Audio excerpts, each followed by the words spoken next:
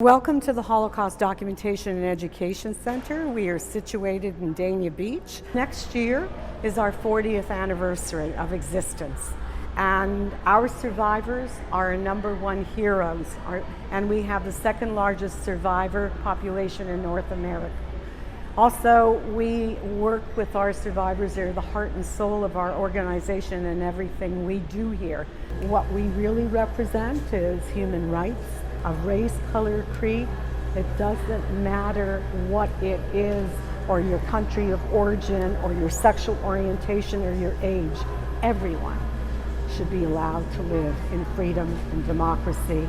And the survivors, they've spent their life since liberation telling this story over and over again. Not that they can bring back their families, but they don't want what happened to them to happen to anyone else. It has a lot of history here and importance of what happened. We are the only museum in the world that has 2 anchor artifacts that we're really proud of. One is the Holocaust Railcar. This is the only Holocaust railcar in the world that has been identified, and we know that it went from the Warsaw Ghetto to the Treblinka death camp. While they were still alive, and the fact that they have entrusted us with their memories and their legacy and their documents and artifacts to promise that we would continue to tell their story and become their eyewitness for generations to come. The time now is more crucial and important than ever before, and that's why this museum exists. That's why we have to finish while the survivors are still alive, so they can see that we kept our promise to make sure that never again means never again to any race, color, creed in this world. No time, no place, nowhere ever again. And that's the whole purpose of our mission. We have a studio where we still videotape our survivors, liberators, rescuers, and today we are interviewing a liberator. His name is Carl Arfa. He has decided to donate some incredible artifacts to the Holocaust Documentation Education Center. Everything that I've had that was of great value to me, I've donated to this center, including my life. The flag was flying right here. I said to my friends, I need to bring that flag home. So while they were shooting, I took the flag down, and 30 or 40 of my buddies signed it. If it was not for you and the liberators and your bravery and courage, people like me would never be here, the second generation, okay? Amen. And I want to thank you for that privilege and honor. Every year that we celebrate Remembrance Day, this is what we look to of the brave men and women who had really given their life for our freedom and democracy.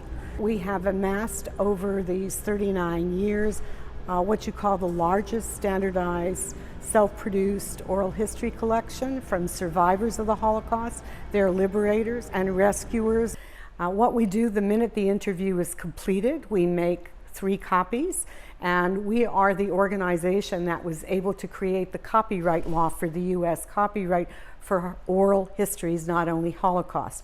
So we take the master and we put it in off-site climate-controlled storage, and these audios are then used so that the transcribers can hear the interview, and there's a whole process on how to interview.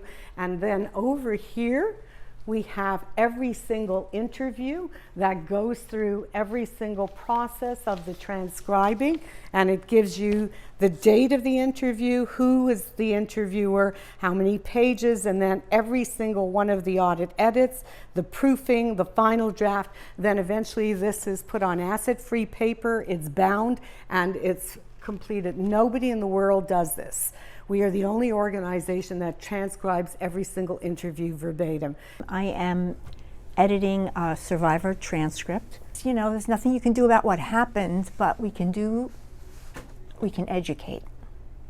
And that's what this place is all about. So hopefully this will be all compiled and will be a permanent record for many generations to learn from. It's important work.